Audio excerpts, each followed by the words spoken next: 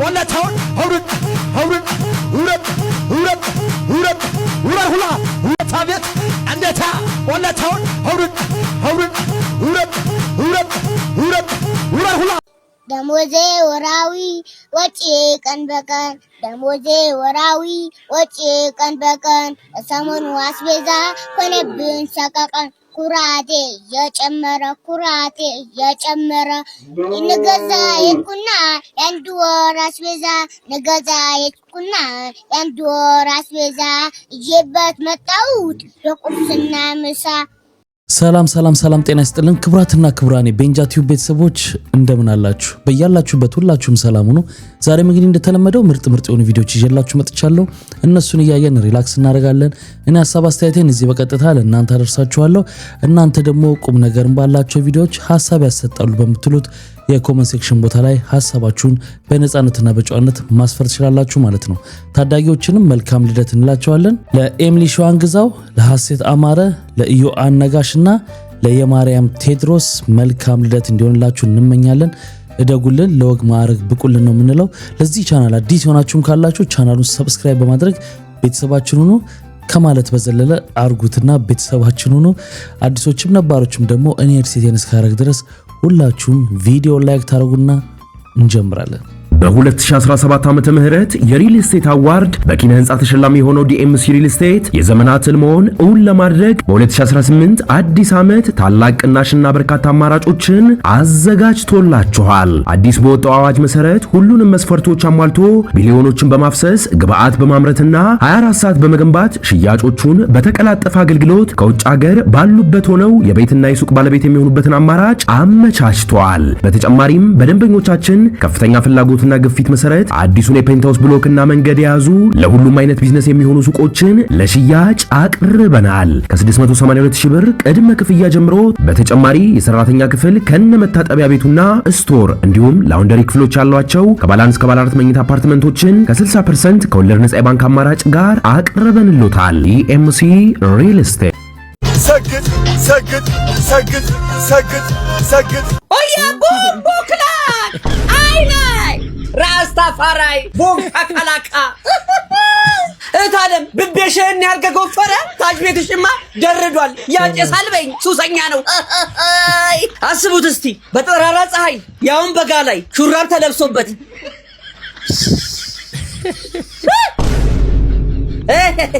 መልሱን ለእናንተ ትቼዋለሁ። ወይ ላጭልን ወይ ቋጭልን። አጎፈረሽ ትመጫለሽ። አርበኛ መስሏል እኮ። እኔ እኮ ለትንሽ ደቂቃ ቼክ ሳደርግ የጻን ልጅ አናት ቁንጮ መስሎኝ ነበረ። ጓደኛዬ እኮ ነው ብቤ ነው አለኝ።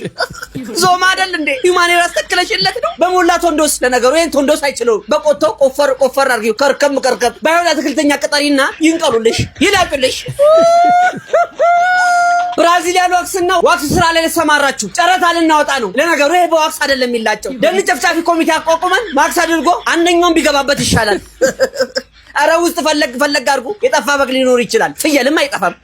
ስትመረቅኝ ይሄንን ነው ተቀልዩታል። አረ ይላጭው እንዴ ሴት ልጅ ነገሩ ጥድት ሲል ነው የሚያምረው። በቃ ይሄ ዘንድሮ አቴንሽን ሲከርነት በጣም ሰው ሊያፍርበት የሚገባ ተፈጥሮ ነው። ግን አደባባይ የሚወጣ ነገር አለ፣ የማይወጣ ነገር አለ። ምን እኮ በጣም ነው እኮ ግራ ገባ ነው። ጠብቂኝ ተመልከት። እኔ ሚስቴ ስደውል ቆይ ጠብቂኝ እስክሪብቶና ወረቀት አወጣለሁ ሊስት ለማድረግ። አዎ ይሄ ስራ ነው። በቃ ይሄ እኔ እሷን ለማስደሰት ነው ያለሁት። እሷ ስትደሰት ልጆቼ ሲደሰቱ ነው አገልግሎቴ መልካም የሚሆነው፣ ለሌላው መትረፍ የምችለው። ስለዚህ ጠብቂኝ ሃኒ ጠብቂኝ። ምን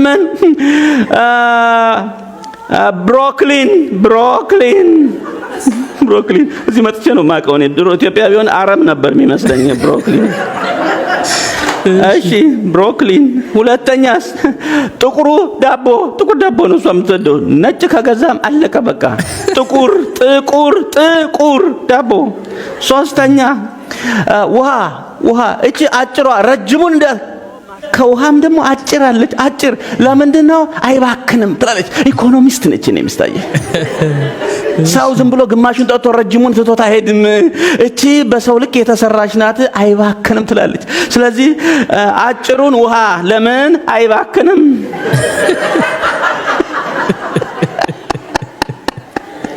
ስለዚህ ሄዳለሁኝ መኪናዬን አቁሜ ይሄን ይዤ ነው የምገባው። እገዛለሁ። ቲክ ራይት ብሮኮሊን አልፏል። ጥቁር ዳቦ ተገዝቷል። አጭሩ ውሃ የማይባክን ተገዝቷል። አለቀ። ከዛ ወደ ቤት ነው ሪፖርት ለማድረግ። ከዛ ደስ ይላታል። ለምን ጉዳዩንም ጓዳውንም ችላ አላልኩም፣ በሰላም እኖራለሁ እኔ። ብዙ ቤት ችላ ይላል። አየህ፣ ይሄ ቤቱን ችላ ማለት የለብህም። አንተ ነህ ያለሃት ለሷ። ችላ ማለት የለብሽም። አንቺ ነሽ ያለሽ እሱ። በቤት ውስጥ ችግር የሚፈጥር ማን ነው? አንዱ ሳቢ፣ ሌላው አሳሳቢና ተሳቢ ሲሆን ነው ብዙ ችግር የሚፈጠረው። በትዳር ውስጥ ሳቢና ተሳቢ የሚባል አለ። ወይ ሴትዮዋ ብቻ ናት ሳቢ። ሰውየው ይበላል፣ ይጠጣል፣ ስታርባክስ ያመሻል፣ ማታ መኖሪያ ስለሌለው ውጭ ማደር ስለማይችል ቤት መጥቶ ያድራል። ዝም ብሎ ተሳቢ ነው። እሷ ብቻ ነች የምትስበው ትዳርን። ወይ እሱ ነው የሚስበው። እሷ ዝም ብላ በቃ መብላት፣ መጠጣት፣ ቅድስተ ቅዱሳን ገብቶ ሻዶ ኮማንዶ ማድረግ ብቻ። እሱ ብቻ ነው የሚስበው። እና ይሄ አይነት ባላንስ አይደለም። ያዝናሉ። ይሄ የሚስበው ያዝናል፣ የሚስበው ያዝናል። ለዚህ ነው እናቶቻችን ሲተርቱ እዚህ ቤት አንድ በሬ ስቦ አንድ ሰው አስቦ ይዘለቃል ይላሉ። ሁለቱም ነው ለትዳር ማሰብ ያለበት። ምክንያቱም ሁለቱም ሲሰሩ ነው ቤት የሚቃናው። ስለዚህ ለትዳራችን መዘግየት አንደኛው ምክንያት ነው። አዎ እንግዲህ በቀልድ አዋስተው በጣም አሪፍ መልእክትን ያስተላለፉት ለባለ ትዳሮች፣ ወደፊትም ትዳር ውስጥ ለሚገቡ ሰዎች በጣም አሪፍ የትዳር ትምህርት ነው። አሁን እያያችሁ ካላችሁት ውስጥ ተሳቢ ባሎቻችሁ ተሳቢ ናቸው ወይስ ሳቢ? ሚስቶቻችሁ ተሳቢ ናቸው ወይስ ሳቢ? እስቲ ቁጭ አርጉ፣ ስም ሳትጠቅሱ። አንፖፑላር ኦፒኒየን ወይም ያልተለመደ አስተያየት ፓርትቱ። አይጥ የምትፈሩ ሰዎች እያስነጫችሁ ነው። አንተ ግድንግድ ነህ፣ አንቺ ግድንግድ ነሽ። አረግጫትም እንዴ? አይጥ መጥረጊያ ይዛ በመጥረጊያ ትመታሽ፣ በመጥረጊያ ትመቻትም። እንዲህ ጭፍልቅ ፍጭርቅ አታረጊያትም? አሁን ኤሊያን ቢመጣ እናንተን ይዘን ነው የምንዋጋው። እና ደግሞ ብዙ ጊዜ አይጥ ማይወዱ ሰዎች ምኗን እንደማይወዱት አያውቁም። ምኗን ነው የምትፈራው? ምኗን ነው የሚያስጠላ? እኔ እንጃ ብቻ አይጥ ምናምን በቃ ትልቅ ነህ ትንሽ ነች። ዳስ ዘ ሆል ማትስ። አንተ በጣም ትልቅ ነህ፣ አንቺ በጣም ትልቅ ነህ፣ አይጧ ትንሽ ነች። እርገጫት። ምን ታረጋለች አይጥ? አተኩስ። ኒኩሌር የሰራ ስንት ክፋት የሰራ ጭንቅላት ያለን እኛ ነን ሰዎች። እንዴት ነው አይጥ አሁን አይጥ እየሮጠ መጥቶባችሁ ያውቃል? እንዳያችሁ ነው አይደል የሚሮጠው? እናንተም እንዳያችሁ ትሮጣላችሁ። ለምን? አይጡ እየሮጠ ነው። አባራ እርገጣ ወይ ፍታው። በቃ አይጡ አንተ እንደምትበልጠው አምኗል እኮ። እሱ እንስሳ ሆነው አይጡ ይበልጠኛል ካለ አንተ ምኑን ነው የምትፈራው? እኔ በጣም አይጥ የምትፈሩ ሰዎች ታስነጩናላችሁ። አዎ ይፈራል ብዙ ሰውና፣ ግን ምክንያቱ እንዳለው አይገለጽም። ለምሳሌ እባብን ብዙ ሰው ይፈራል። የሚሳብ ነገር የሚፈራ ብዙ ሰው ይፈራል። እኔም እባብ በጣም ነው የሚያስጠላኝ። ግን መርዞ የወጣ ነው የለመደ ነው ምናምን ተብሎ ተነግሮንም ንኩት ሲባል ግን ለመንካት አንፈልግም። በቃ የሆነ ነገር አለው። ስለዚህ መብታቸው ነው መፍራት። ኳስ የማይጫወት ወይ ኳስ ማያይ ወይ ደግሞ ኤኒ አክቲቪቲ ማይሰራ ወንድ ለትዳር ይበቃል ብላችሁ ታስባላችሁ?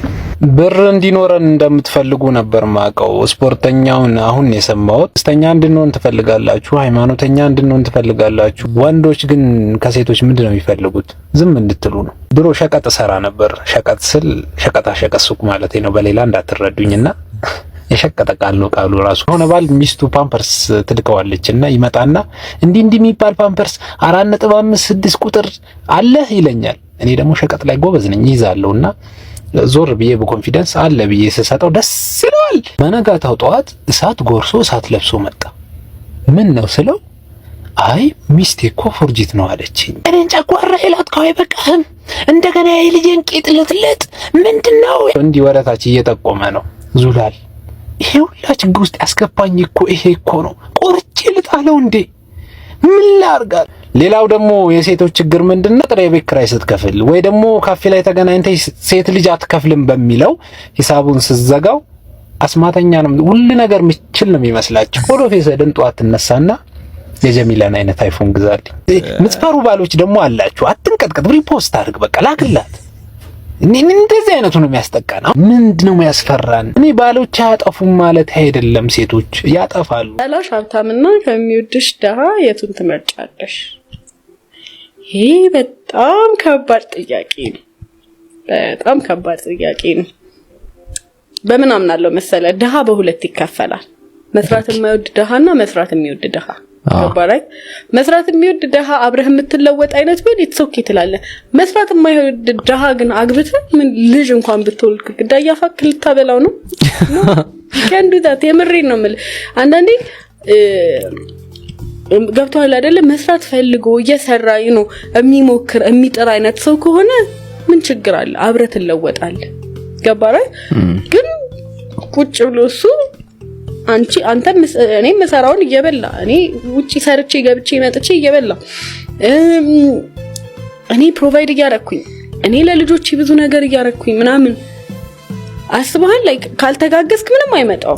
እንደዛ ሆኖ ደሃ ሆኖ ቁጭ ብዬ ልብስ እያጠብኩ ከማለቅስ አትሊስት ከጠላኝም ሀብታሙ ፓሪስ ሄጄ ገብታ እንጂ መስራት የሚወድ ደሃ ቢሆን ይውደንት ማይንድ። ግን መስራት የማይወድ ደሃ ከሆነ ማንም ሰው አብሮት መሆን አይፈልግም።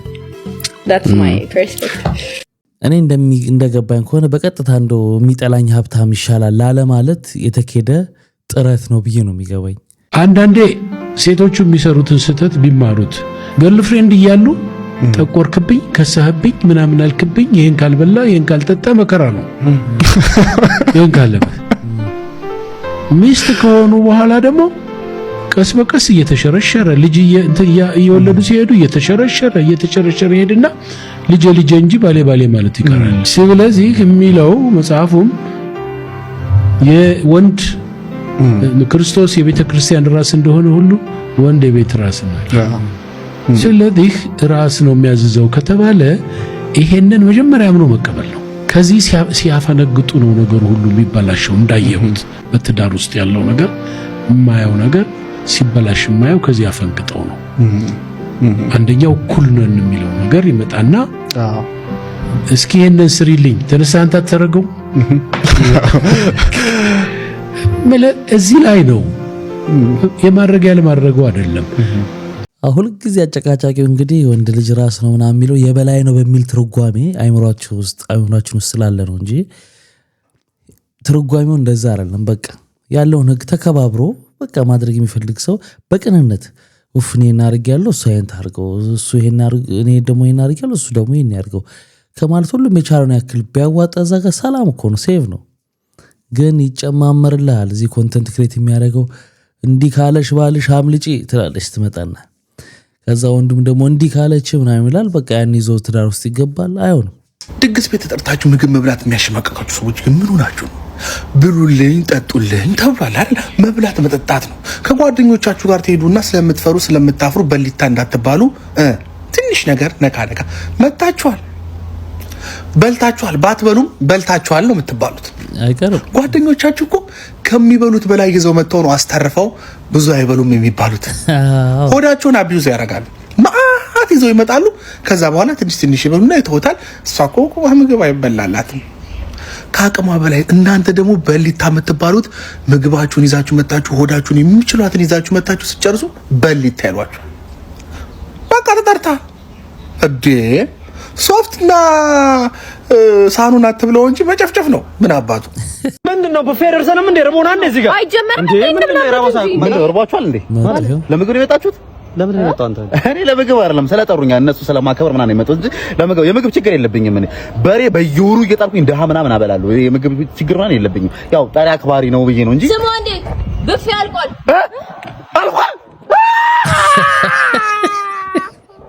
ምንም በላለው ሲሰክስ ነበር አወገለድም ቤተ ምግብ ይቅርታ እንዴ ብፌው ተስተካክሎ አልቋል ያልኩት ወይ እሺ እናቴ እና እንዳልኩ ትቀርማላችሁ። እንዴት ነው ትቀርማላችሁ ወይስ እንዴት ይሻላል? ጭራሽ እኔ ብዙ አራበኝም አይመስልም እንደዛ ከደማ ሂድ የኛንም ያዝን ከተሰጠው እኔ ዶክተር አብይ አህመድ እውነት በጨዋ ደንብ በህይወት ያለው አይመስለኝም። ካሉ ጠይቁልኝ ፕሊዝ፣ አለሁ በሉን። ለምን እንደዚህ እንደምን ልንገራችሁ። ወጣቱ ስራ የሆነ ነገር ካክስቱም ካጎቱም ካያቱም ምናምን ካለው ከሌለው አቅሙ ተጋግጦ የሆነ ነገር ይከፍታል።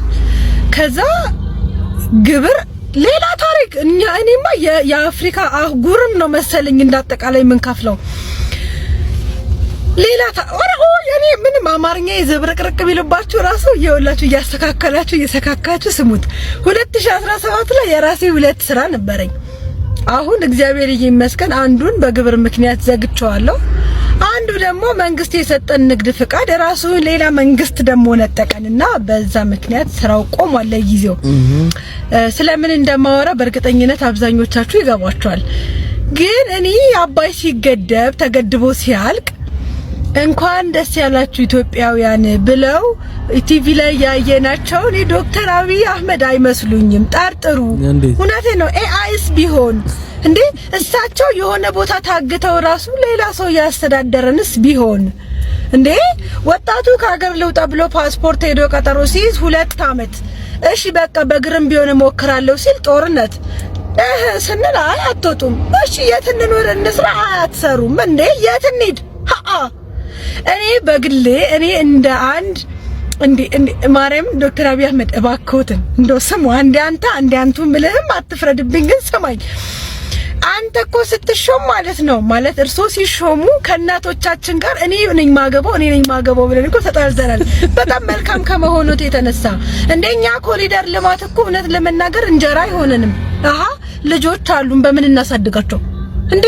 ጌታዬ ሆይ እኔ የምትሰጠኝ የ100,000 ብር ገንዘብ ምንም እያለቀብኝ ስለሆነ ባከን በሚሊዮን አድርግልኝ እና ከቻልክ ከዚች ሀገር መንቅረህ አስወጣኝ። አሜን አሜን በሉ። ዲያራ መኖር አለመኖራቸው ይጣራልን። እንዴ ወጣቱ እየሞተ ነው። ማርያምን እየኖር አይደለም። አሁን እስቲ በኔ እድሜ ያላችሁ ሰዎች ጌታን ቤት ይኖረናል ብላችሁ ታስባላችሁ?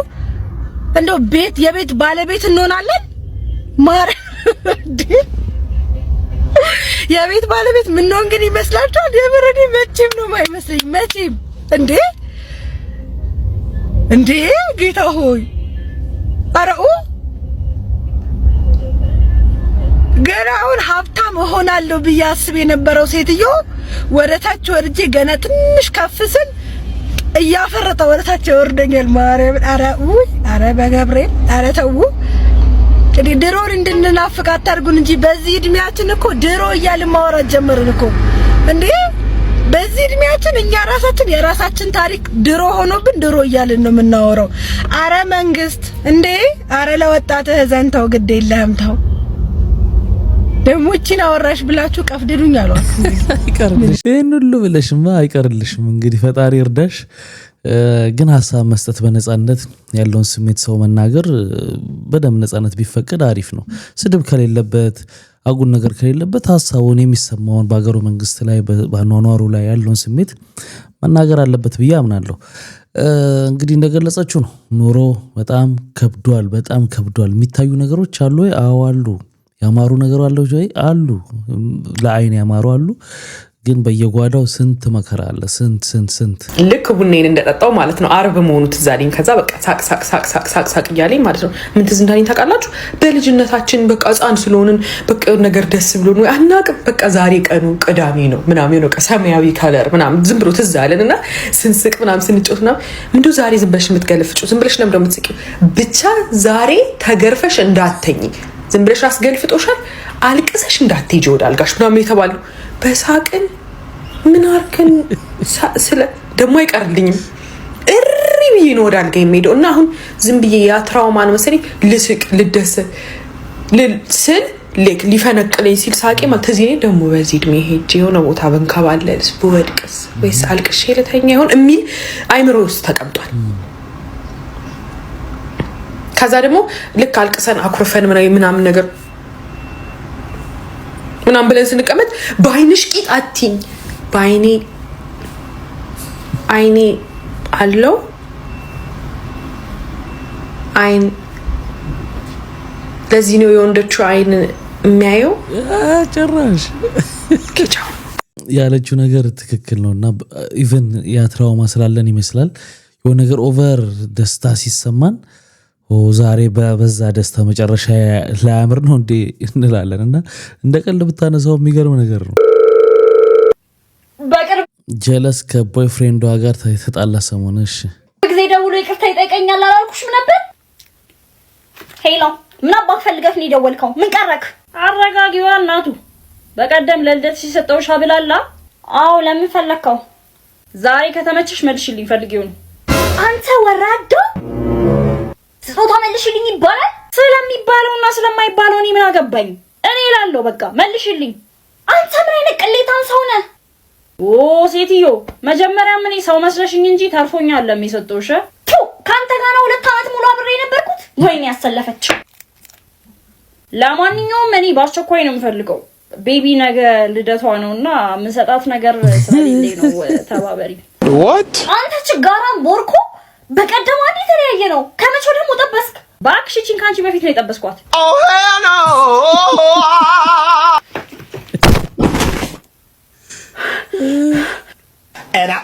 ቆይ አባቴ ኮምፕሊመንት ሰጥቶኛል። የዶላር ዋጋና ያንቺ ውበት ማብቂያ አባይ ኧረ ቡርቴ ስራ እያለ ባልሽ ይሄ ለእናቴ የምልከው መልእክት ነው። ስራ እያለ እኔ መንገድ ላይ ምናምን የሚሆነው ምናምን እኔ ድግያ ማጋን ያላቅልሽም የዶላር ዋጋና ያንቺ ውበት ማብቂያ የለውም ብሎ ዘርሮኛል። ውሎን አጣሪ አንተ ግን ይሜ የማች እሺ ይመች በጣም በአሳዛኝ ሁኔታ ማለት ነው። ቅድም ነበር ይሄን ዳቦ የገዛሁትና እንዳጋጣሚ ሆኖ አልጋ ላይ አስቀምጬው ነበረ። አሁን ሳላቅ ተቀመጥኩበት። እውነት በጣም ነው ያረ ጌታዬ ሆይ።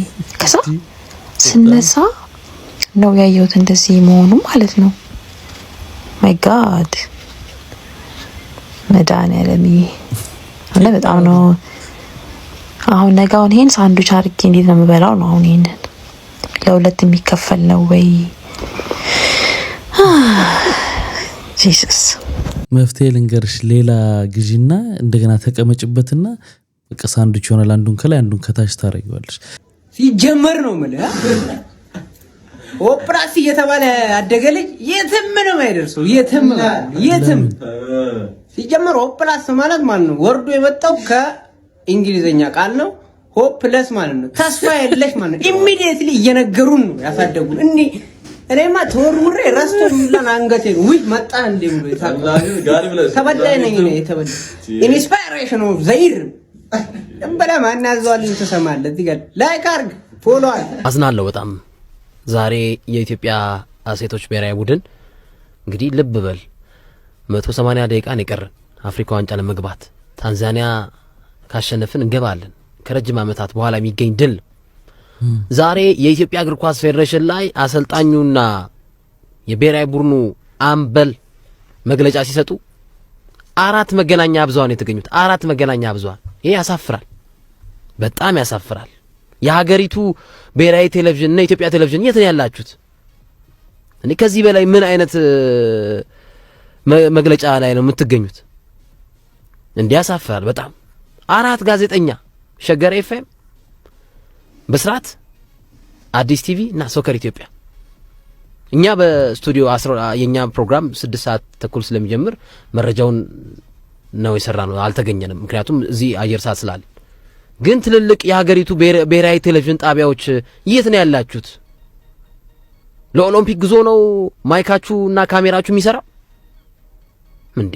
ያሳፍራል በጣም። የኢትዮጵያ ሴቶች ብሔራዊ ቡድን 180 ደቂቃ ቀርቶት መግለጫ እየተሰጠ ኑና ደግፉን አበረታቱን እየተባለ 4 መገናኛ ብዙሃን ኢትዮጵያ እግር ኳስ ፌዴሬሽን ቢሮ ውስጥ በጣም ያሳፍራል። ኤዲቶሪያሎቻችሁን ይሄ ኤዲቶሪያል ፖሊሲዎቻችሁን ገምግሙ። አሁን በግል ጉዳይ ምናምን የሚቀሩ ጋዜጠኞች ሊኖሩ ይችላሉ። ግን እንደ ጣቢያ እንደ ትልልቅ የብሔራዊ ቴሌቪዥን ጣቢያዎች እዚህ መገናኛ የብዙሃን ጥሪ ላይ ካልተገኛችሁ ምን ልታረጉ ነው ታዲያ? ስለ አርሰናል እኛ እኮ አርሰናል አያገባንም እኮ ማለት ተጨማሪ ነገር ነው እንጂ ማንቸስተር ዩናይትድ አዲሽናል ነገር ነው እንጂ ዋናው የሀገራችን እግር ኳስ ቢስተካከል ቀን በቀን ስለ ሀገራችን እግር ኳስ ስፖርት ማውራት እኮ እንፈልጋለን እኮ እንዴ። በጣም ሼም ነው። የኢትዮጵያ ከዓመት በታች ብሔራዊ ቡድን አፍሪካ ዋንጫ ለመግባት ተቃርቦ 4 መገናኛ ብዙሃን። ይሄ በጣም አዝኛለሁ እንዴ። መሸነፍ መገለጫው ለሆነው እኮ የኢትዮጵያ ወንዶች ብሔራዊ ቡድን እኮ የማይክና የካሜራ ጋጋታ ነበር ስንመለከት የነበረው እኮ። መውደቁን ላረጋገጠ ብሔራዊ ቡድን በዓለም ዋንጫ ማጣሪያ ወድቀናል፣ በአፍሪካ ዋንጫ ማጣሪያ ወድቀናል፣ በቻን ወድቀናል። ግን የጋዜጣዊ መግለጫዎች ጥሪዎች ሲኖሩ እያንዳንዱ የመንግስት መገናኛ ብዙሃን መጥቶ ይዘግባል። ለወደቀ ብሔራዊ ቡድን ማለት ነው ለወንዶቹ። የሴቶች ብሔራዊ ቡድን 180 ደቂቃ ቀርቶት 4 መገናኛ ብዙሃን በጣም በጣም አዝናለሁ። ይሄ በጣም እንደ ማህበር አሁን ይሄ ጋዜጠኞች ማህበር ምናምን ይሄ የለም ሲጀምር ኢትዮጵያ ውስጥ እና ያሳፍራል። እንዴ ምን ያህል የተጫዋቾቹ ኮንፊደንስ ያሰልጣኙ ኮንፊደንስ እኮ ምን ያህል ዝቅ እንደሚል አይደለም እነሱ እኛ ፊል እናደርገዋለን እንኳን። አሁን የኢትዮጵያ ወንዶች ብሔራዊ ቡድን ቢሆን እንግዲህ የማይክና የሬዲዮ የካሜራ አይጥለቀለቅም ነበር። በነገራችን ላይ ክቡራን አድማጮች ባገኘሁት መረጃ መሰረት የኢትዮጵያ ፕሪሚየር ሊግ ነገ ሲጀምር የኢትዮጵያ ፕሪሚየር ሊግ አክሲዮን ማህበር ጋዜጠኞች ኑና ዘግቡ ደብዳቤና ፎቶ ላኩ ሲባል 190 ጋዜጠኞች ናቸው ለኢትዮጵያ ፕሪሚየር ሊግ አክሲዮን ማህበር አክሪቴሽን ወይም መግቢያ የጠየቁት 190 ጋዜጠኞች አዲስ አበባ ስቴዲየም ላይ ጨዋታዎቹን ለመዘገብ 190 ጋዜጠኞች የመንግስትም የግልም አስገብተዋል። ግን በዛሬው የኢትዮጵያ ሴቶች ብሔራዊ ቡድን መግለጫ ላይ አፍሪካ ዋንጫ ለመግባት የተቃረበ ብሔራዊ ቡድን ላይ የተገኘው መገናኛ ብዙሃን ቁጥር 4 ነው። ልብ በሉ። ይሄ በጣም ያሳፍር። ኦሎምፒክ ዓለም ሻምፒዮና ሲሆን ጋጋታው ብዙ ነው። ውጪ ለመሄድ አፍሪካ ዋንጫ ለመሄድ ጋጋታው ብዙ ነው። ይሄ ልክ አይደለም። በጣም በጣም ክሪቲካሊ መታየት አለበት። ያሳፍራል። እኔ አዝኛለሁ እውነት ለመናገር በዚህ ዜና ነው ማለፋቸውንም የሰማሁት። ካለመዘገቡ ካለመዘዋወሩ አንዱ ምክንያት ይመስለኛል ያልሰማ ነውና የኢትዮጵያ ሴቶች ብሔራዊ ቡድን እንግዲህ ለአፍሪካ ዋንጫ ሊገባ ትንሽ ነው የቀረው። እንግዲህ የሰው መኪና ቆንጆ የሰው መኪና ቦታ ላስተካክል እሷ እንዳትነሳ አርጌ እሷ ከምትነሳ ለና አንቺ ላስተካክልሽ ብዬ እዚህ ይሄን መኪና ያገላብጡታል። ቆንጆ መኪና እንዴ ያለው እዚህ ጋር እንደማይሰማ እንደምንም ማለት ዱዳ እንደሆነ ሰው አስበው የሚያወራው ምንም ተሰውም አልቆጠረኝ እንዴ ተመጤፍ ነው የሚባል አልቆጠረኝ እና እዚህ ያው ተመልከት ቆንጆ እኔ መኪና አይደለም ይሄን ታሩቄ በጣም እዚህ ያገላብጡታል ይሄን ቆንጆ መኪና። ከዛ ደግሞ ውለዱ እርዳታ ሲታመሙ እኛን ምናምን አረና በቃ አሁን ነው ብናገር እንትን ብል ለምን ደስ ይለኝ ነበር።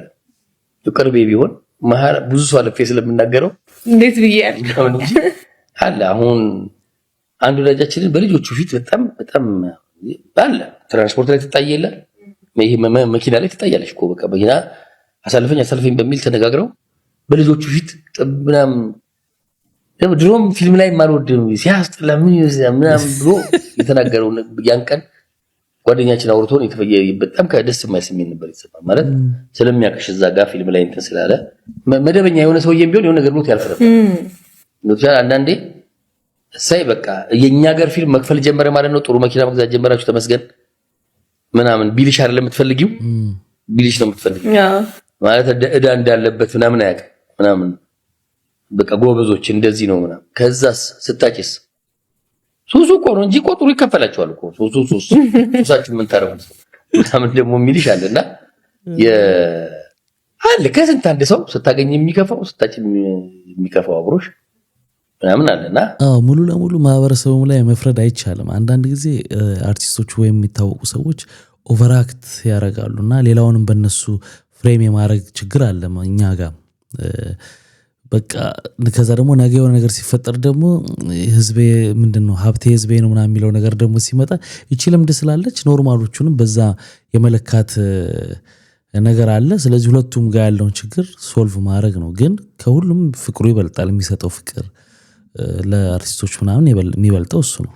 ይሄ ከጀርባ የምትመለከቱት ቀለሙ ወደ ቀይ የተቀየረ ውሃ ወይም ደግሞ ወንዝ የሚገኘው እዚሁ እኛ ሀገር ኢንዱስትሪ መንደር ተብላ በምትጠራው ኮምቦልቻ ውስጥ እናም እዛ የሚገኙ ፋብሪካዎች አደገኛ ኬሚካሎችን የያዙ ተረፈ ምርቶችን ወደ ወንዙ በመልቀቅ ነው ይሄ ነገር የተከሰተው። እናም ይሄ ነገር አካባቢ ላይ የሚኖሩ ሰዎች ህይወትንም ጨምሮ የአካባቢውንም ህይወት አደጋ ላይ የጣለ ነው። እናም ይሄ ነገር በአስቸኳይ ትኩረት የሚሻና የሚመለከተው አካል መልስ መስጠት ያለበት ጉዳይ። ትክክለኛ ችግሩ ይሄ ሆኖ ሳለ አንዳንድ ሰው ይመጣና ምን ብሎ ዜና ይሰራል፣ የመጨረሻው ዘመን ደረሰ፣ ወንዙ ወደ ደም ተቀየረ ምናምን ብሎ ዜና ይሰራል ሳያጣራና ችግሩ ከፋብሪካ ምናምን የሚወጣ እንደሆነ ሰምተናል። ግን አንዳንድ ቦታ ላይ ሊኖር ይችላል። ያኛው የለም እያልኩ ሳይሆን ግን ይህንን አስታኮ ሌላ ነገር መስራት ደስ አይልም።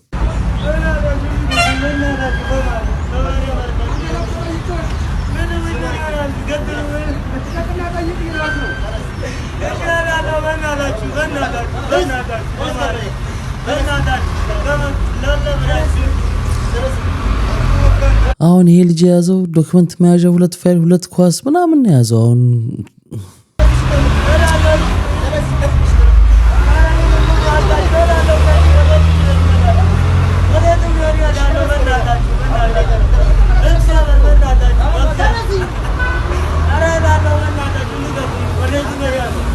ዱላ ውስጥ ነው።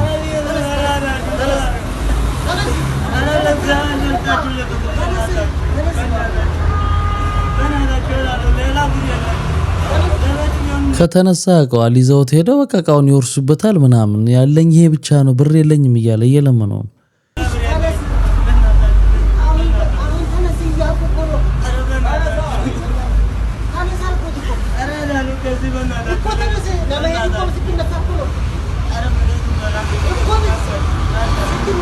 ግፍ ግን ሞልቶ ፈሰሰ። አሁን ይሄ ድሃ ነው።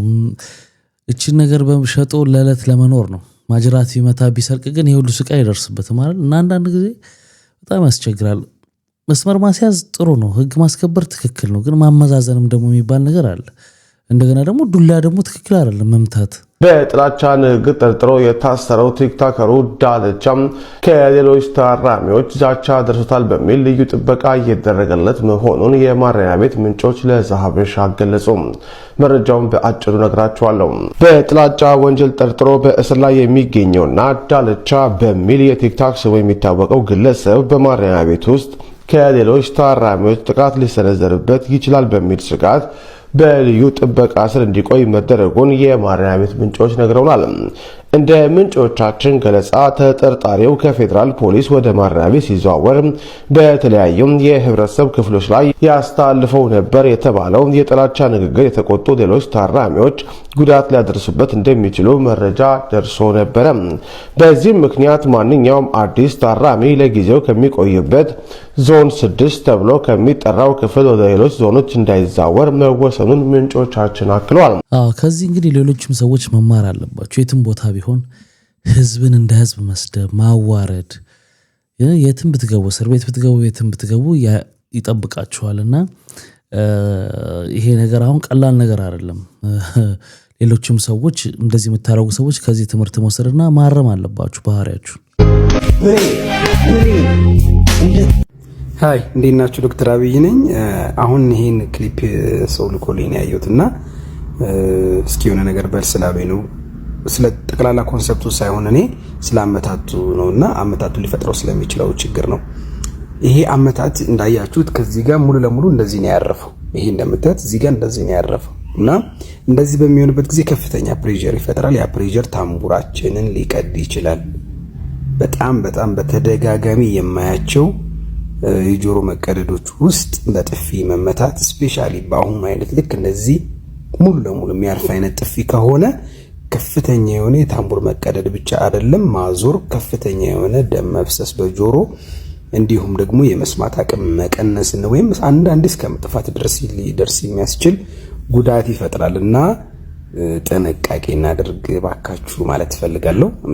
በፕራንክ ስምም በፊልምም ስም እንደዚህ ሪል ለማስመሰል ተብሎ የሚደረግ ድርጊት ጥንቃቄ አድርጉ። እየሰማችሁት ነው ከሕክምና ባለሙያ። በከተማችን አዲስ አበባ ውስጥ የሚገኙ አረቄ ቤቶች በሙሉ ሊዘጉ ነው። በአዲስ አበባ ውስጥ አንድም የቢንጎ ማጫወቻም ሆነ የአረቄ ቤት መኖር የለበትም ተብሎ ከዚህ በፊትም እነዚህ ቤቶች ከከተማው እንዲጠፉ መመሪያ ተሰጥቶ ነበር። ነገር ግን አሁንም ድረስ ቤቶቹ መኖራቸውና በስራ ላይ መሆናቸው ታውቃል። በአጭር ጊዜ ውስጥም የአዲስ አበባ ከተማ ከቢንጎ ማጫወቻና የአረቄ ቤት መሸጫ ቤት ነፃ እንዲሆን ይደረጋል ተብሎ ይህንም ያለው የአዲስ አበባ ሰላምና ጸጥታ አስተዳዳሪ ሲሆን ቤቶቹ እንዳይኖሩ ይደረጋል ያለው ተቋሙ ምክንያቱ ደግሞ ቤቶቹ የወንጀል ምክንያት በመሆናቸው ነው ተብሎ ይህንንም ማስፈጸም ያልቻሉ ኃላፊዎችን በቦታቸው አይቀጥሉም ወይም ደግሞ ከቦታቸው ይነሳሉም ተብሎ መሆኑ እኮ ጥሩ እሰየው ደስ ይላል። ግን ለከተማዋ ውበት ሲባል ነው ወይንስ እውነት ከጀርባ ላሉት ወንጀል ማጥፊያ ነው? እንደዛ ከሆነ ትንንሽ ግሮሰሪዎች መዘጋት አለባቸው ማለት ነው። ስፔሻሊ በቃ የሀገር ውስጥ ምርት የሆነው አረቄ ቤት ብቻ መንደር ውስጥ ምናምን ያለው ብቻ ነው ወይ ለእንደዚህ ተጠያቂ የሚለው አጠያቂ ነው። አረቄ የጠጣ ሰው ብቻ ነው ወንጀል የሚሰራው ወይንም ቦታው መሰብሰቢያ ነው ማለት በጣም አስቸጋሪ ነው የሚሆነው። ምክንያቱም ብዙ ታሪኮች እናውቃለን።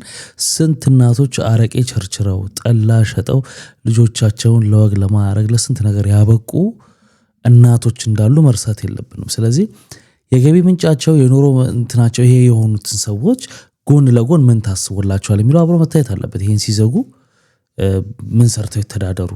ለብዙ ዓመት አረቄ እያወጡ እየሸጡ ያሉ ሰዎች ምን ሰርተው ይተዳደሩ የሚለውም ጎን ለጎን መታየት ያለበት ብዬ አምናለሁ። ይህ አስተያየት ደግሞ አይ አረቄ በቃ እየተሸጠ ሰው እየጠጣ መኖር አለበት እያልኩ እንዳልሆነም ትረዱኛላችሁ ብዬ አስባለሁ። ነገሮች አንዳንድ ጊዜ ባላሰብሻቸው መንገድ ይሄዳሉ። የመትረፍ እድሉ 50 ተብዬ ነው። የእውነት ስማ፣ በራሴ የምነሳ በራሴ የምበላ በራሴ የምጠጣ ነበር የሚመስለኝ። መታመምሽን ማንም ሰው የሚያውቅ አይመስለኝም። የምር እግዚአብሔር ግን አለ ብዬ ሁላ ጠይቄያት አውቃለሁ። እንዴት ነሽ ስትይኝ እግዚአብሔር ይመስገን ብዬ አላውቅም። ይሄ ባለን ነገር ይሄ መመጻደቅ የለብንም። ጠፋሁላቸው በቃ ከሁሉም ሰው እስቲ ይርሱኝ ብዬ ነው። በልቡስ እንዴት መጥፎ ሀሳብን ያስባል እያልሽ ሁሉ ስለ ሰዎች መጨነቅ አልጀመርሽ? አዘንኩላቸው በጣም ነው ማስበው። ለራሴ እስኪገርመኝ ድረስ ጨነቃለሁ። ለፍቅር ነው ጊዜውን መጠቀም ያለብን እንጂ በጣም ወዳቸው ምናምን ሰዎች አልፈው ይሄዳሉ። በምን ምክንያት ረስተውሽ? እኔ እንጃ የትም አውርቼው አላውቅም ይሄን ጉዳይ። እግዚአብሔር ምን ያህል ምህረት ቢኖረው ነው እኔን የማረኝና እዚህ ጋር ቁጭ ብዬ ከአንቺ ጋር ማውራት ከቻልኩ። ምን ነበር እንደው የረዳሽ? እግዚአብሔር ነው የረዳኝ። ሳይ እንግዲህ የማርታ ጉዳይ የሆነ ሰዓት ስትመጣ በጣም ወፍራ መልኳ ተለውጦ ምናምን ነበር የመጣችውና በሰላም ነው ምናምን ይል ነበር። ሰው ግን ያው ታማ እንደነበር እዚህ ፖድካስት ላይ የገለጸች ነበር። እንኳን አተረፈሽ፣ እንኳን እግዚአብሔር ማረሽ፣ ከሞትም እንደተረፈች ነው የተናገረችው። እንኳን ፈጣሪ ያተረፈሽ ነው አይደለም። አካሌን ከዚህ በኋላ ህይወቴንም ለሰጣት ሳልሰስት ለሰጣት ከሷ ብዙዎቻችሁ እንግዲህ ታስታውሷቸዋላችሁ እነዚህን ወንድምና እህቶች። ይሄ ልጅ እንግዲህ ኩላሊቱን ሰጥቶ ካደችኝ ብሎ ተጣላን ብሎ ሰይፉ ጋር መተው ብዙ ውዝግብ ነበረ። ፋይናሊ እንግዲህ ታርቀዋል። ጋር ደስተኛ ሆኜ ለመኖር ዝግጁ ሆኛለሁ፣ ፈቃደኛም ነኝ። ግን እቺን ቀን በጣም ስጠብቃት ስጸልይ መጀመሪያ እግዚአብሔር እንዲያደርገውን ሰው አይለየውም ነው። ከዚህ በፊትም ኦፕን ነበርኩኝ። እሱ ይችላል ግን ከሚካኤል ቃል ገብቷል። ለዛሬ ቀን ይዘናል። ከዛ በፊት ከጥላችን በፊት እንደነበር ነው ሰላም ፍቅር ሆነን ከዛ በላይ። ስለዚህ አሁን እርቅ ተፈጸመ ሲባል ያ አንተ ያኔ ተናገርከው ተበደልኩ ያልከው ነገር አልተፈጸመም ነው ወይስ ተፈጽሞ እሱን በይቅርታ አስተካከላችሁት ነው የሚባለው? እንግዲህ ደስ ይላል። እውነት ለመናገር የዛን ጊዜም ብዙ አወዛጋቢ ነገሮች ነበሩ። ፌክ ነው ትንሽ ተስማምተው ያደረጉት ነገር ነው የሚል ወገን ነበር። አይ የእውነት ነው የሚል ወገን ነበር። ብዙ ምክንያቶች ነበሩ። ብቻ ተጣሉ ተብሎ ብዙ ነገር አልፏል።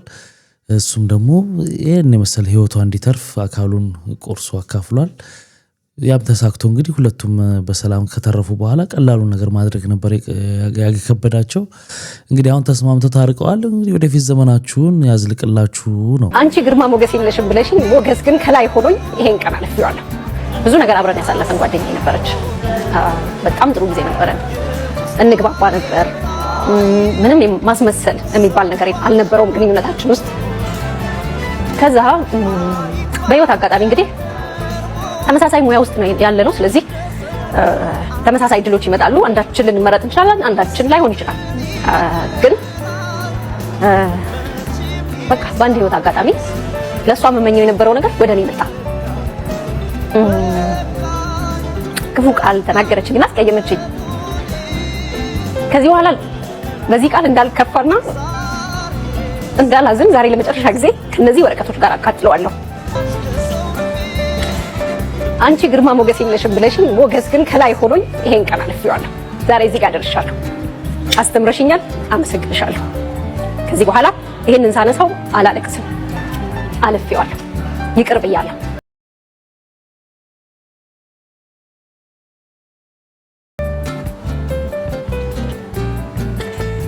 አንቺ ግርማ ሞገስ የለሽም ብለሽኝ ሞገስ ግን ከላይ ሆኖኝ ይሄን ቀን አልፌዋለሁ። ዛሬ እዚህ ጋር ደርሻለሁ። አስተምረሽኛል፣ አመሰግንሻለሁ። ከዚህ በኋላ ይሄንን ሳነሳው አላለቅስም። አልፌዋለሁ፣ ይቅር ብያለሁ። አንዳንድ ጊዜ ሰዎች የሚናገሩት ነገር የቅርብ ከምትሏቸው ሰዎች አጥንት የሚሰብር ይሆንና እንዲህ አይነት ነገር ያደርጋል። ይቅር ማለት ደግሞ ትልቅ ነገር ነው። ይቅርታ ለማድረግ ደግሞ ያንን ሰው ራስ ውስጥ ለዘመናት እንዲኖር መፍቀር ነው የሚባል አባባል አለ። በሃይማኖቱም ደግሞ ይቅርታ ማድረግ ተገቢ ነው ማለት ነው። ስለዚህ ራኬብ አሪፍ ነው ያደረግሽው። እንግዲህ ክቡራትና ክቡራን ለዛሬ ይዤላችሁ የመጣሁት ቪዲዮዎች እነዚህን ይመስሉ ነበር። በአንዳንዶቹ ተዝናንተናል፣ በአንዳንዶቹ ደግሞ ቁም ነገር ወስደናል። ስትገቡ ላይክ ያላረጋችሁ አሁን ላይክ አድርጋችሁ ውጡ። በሚቀጥለው አሪፍ የሆኑ ቪዲዮዎች ይዤላችሁ እመጣለሁ። መልካም ጊዜ። ባይ ባይ።